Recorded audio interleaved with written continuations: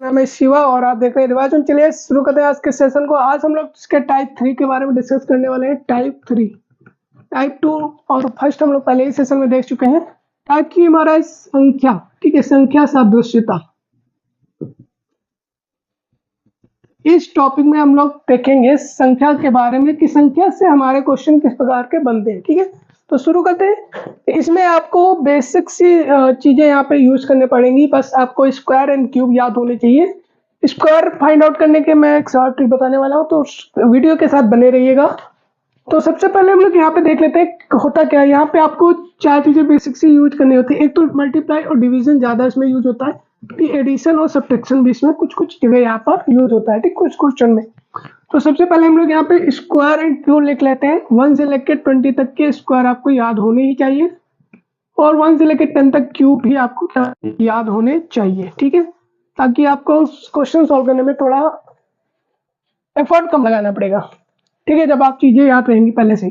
तो देखते हैं 1 का स्क्वायर क्या होता है। 1 होता है, 2 का स्क्वायर 4 होता है, 3 का स्क्वायर 3 3 9 होता है, 4 का स्क्वायर 16, 5 का स्क्वायर 25, 6 का स्क्वायर 36, 7 का स्क्वायर 49, 8 का स्क्वायर 64, 9 का स्क्वायर 81, 10 का स्क्वायर 100।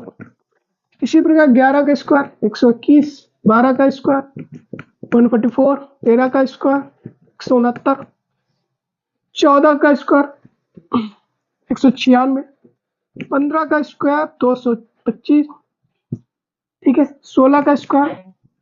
अब 16 का स्क्वायर कैसे निकालेंगे, तो ये 16 का स्क्वायर होता है तुम्हारा, कहाँ चला गया, 36 से हासिल 3, 6 दूनी 12, 3 15, 5 हासिल 1, 1 1 2, 256, ठीक।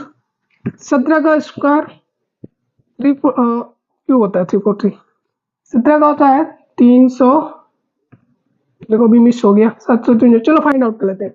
7 से 3 4 9 हासिल 4, 7 2 14, 14 4 8, यहाँ पर 289, ठीक है। ये 18 का स्क्वायर, ऐसे इसको 18 का फाइंड आउट कर लेंगे। 8 64 हासिल 6, 8 2 16, 6 16 4 20 2 22, 2 1 3, 326, ठीक है। एक सेकंड, 326 नहीं होता है 18 का, 324 होता है।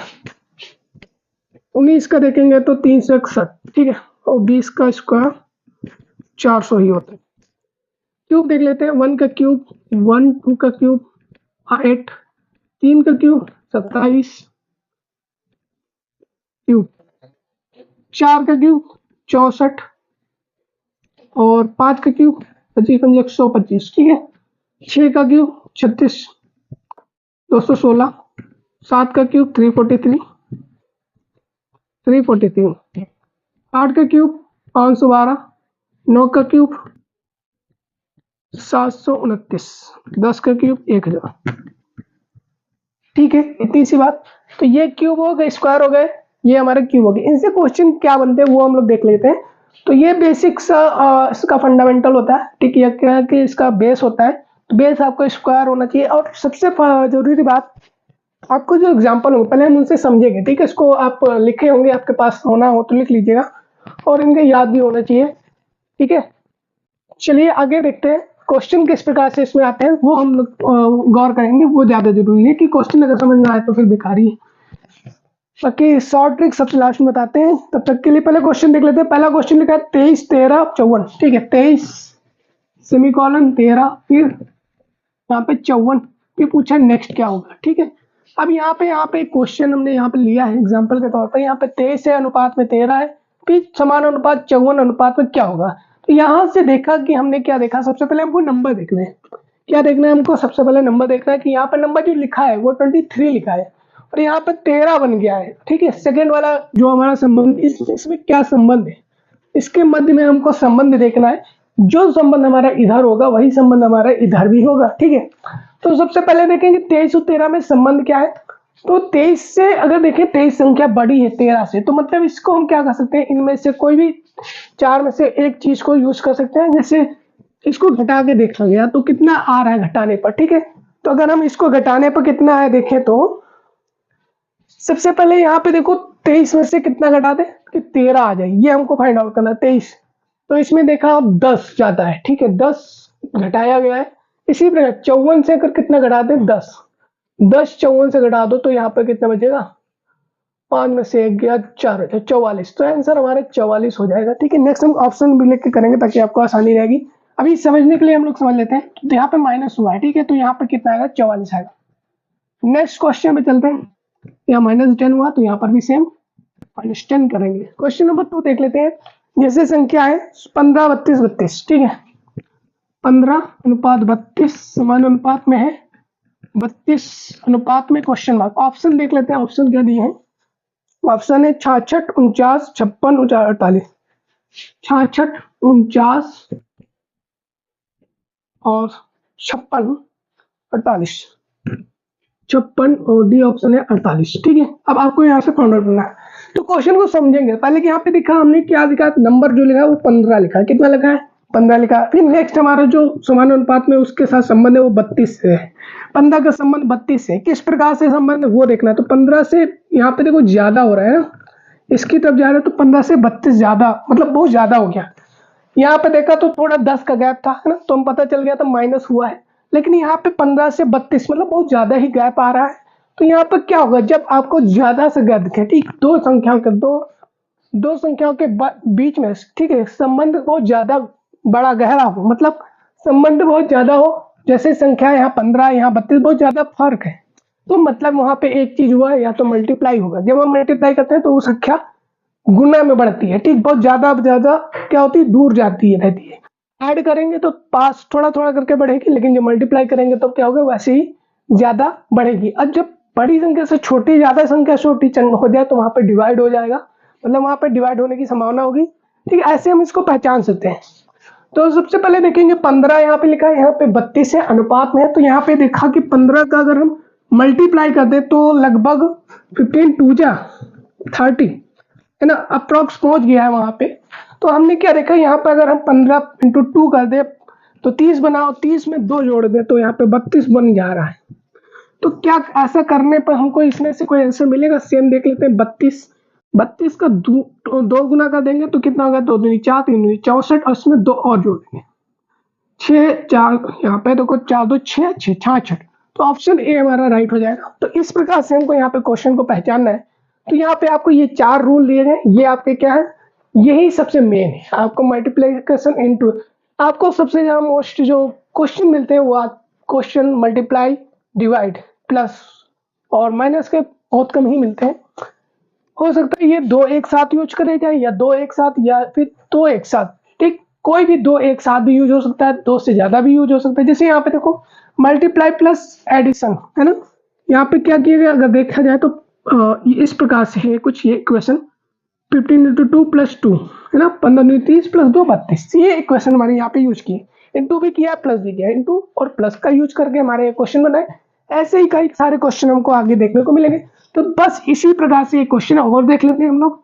तो ये बहुत छोटा सा सेशन रखेंगे इसको, और इसमें अभी हम लोग आगे देखेंगे स्क्वायर कैसे निकालते हैं। ठीक है, तो एक क्वेश्चन की ओर चलते हैं। 8:64, तो समान अनुपात में 11 का क्या होगा, 11 अनुपात क्वेश्चन मार्क। ठीक है, तो ऑप्शन ले लेते हैं। 121 169, सी ऑप्शन 132, डी ऑप्शन 512। ठीक, चलो यहाँ पे मैंने क्वेश्चन अपने आप से बना दिया है। अब देखिए यहाँ पे क्वेश्चन नंबर 3 डाल देते हैं। यहाँ पे 8 है, यहाँ पर 64। आपने देखा यहाँ सिंगल डिजिट है, यहाँ पे डबल डिजिट का क्वेश्चन है, ठीक है, और यहाँ पे 11 डबल डिजिट है। तो यहाँ पे क्या होगा, तो जो हमारा संबंध इन दोनों के बीच होगा वही संबंध यहाँ पर भी होगा। ठीक, तो यहाँ पर अगर देखें तो पहली संख्या हमारी 8 है, ठीक है, और दूसरी संख्या 64 है। तो अगर हम देखें यहाँ पे ये और ये दोनों ही क्या है, एक तो यहाँ पर क्यूब है और एक स्क्वायर है। तो यहाँ पे देखा तो ये 2 का क्यूब है और यहाँ पे 8 का स्क्वायर है। ठीक है, तो अब या तो ये क्यूब होना चाहिए और यहाँ पर स्क्वायर होना चाहिए। तो यहाँ पर देखा, यहाँ पे 2 का क्यूब है, लेकिन यहाँ पर जो 11 है ये किसी का क्यूब नहीं है। तो मतलब ये क्यूब नहीं होगा हमारा, क्योंकि जो संबंध इससे होगा वही संबंध हमारा इससे भी होगा। ये 2 प्रकार के संबंध हमने पढ़ा था। एक होता था आधारभूत संबंध, एक होता है विकसित संबंध। विकसित मतलब जो विकसित हो जाता था, है ना। तो उसी प्रकार अगर यहाँ पे 8 और 11 में देखें आपस में, तो यहाँ पर 8 अगर क्यूब होना था तो यहाँ पर भी 11 मतलब कोई क्यूब संख्या होती, तो यहाँ क्यूब नहीं है, मतलब ये सिंगल 8 ही रहेगा। तो यहाँ पे देखा तो 64 जो है वो 8 का स्क्वायर है, मतलब इस संख्या का ये स्क्वायर है। तो इसी प्रकार इसका स्क्वायर हो जाएगा, मतलब 11 का स्क्वायर होना चाहिए, 11 ग्राम 121 होता है, तो ऑप्शन ए हमारा सही हो जाएगा। ठीक है, तो ये बेसिक से क्वेश्चन। इसी प्रकार से आपको क्वेश्चन देखने को मिलेगा, कोई कहीं पे स्क्वायर डायरेक्टली दिख जाएगा, कहीं के स्क्वायर के साथ मल्टीप्लाई हो सकता है, स्क्वायर के साथ डिवाइड कर सकते हैं, स्क्वायर के साथ ऐड कर सकते हैं, स्क्वायर करके फिर माइनस भी कर सकते हैं, या डायरेक्टली मल्टीप्लाई करके ऐड करके मल्टीप्लाई करके सब्ट्रैक्ट कर सकते हैं, मल्टीप्लाई करके डिवाइड कर सकते हैं। तो ये कॉम्बिनेशन हमको यहाँ पे प्रैक्टिस करने पे ही इसको बेटर बना सकते हैं। ये छोटा सा टॉपिक है, और आगे देखते हैं कैसे हम लोग इसका स्क्वायर निकाल सकते हैं। तो स्क्वायर की ओर चलते हैं, तो कैसे निकालते हैं, तो बहुत ही इजी स्टेप बताएंगे। ये ट्रिक आपको बहुत काम आने वाली है एग्जाम में, कितना भी 2 डिजिट का नंबर आसानी से हम इसको फाइंड आउट कर सकते हैं। सबसे पहले हम 11 और 12 का देखेंगे, ठीक है। उसके बाद 69 और 89 का निकालेंगे, क्योंकि ये बड़े नंबर है ना, और डिफिकल्ट नंबर है। तो सबसे पहले हमको क्या करना है, इसे हम पहले कोई संख्या की जगह हम अक्षर का यूज करेंगे, ए और बी का, ठीक है। या ए बी कोई संख्या 2 डिजिट की, इसका हमको निकालना है स्क्वायर।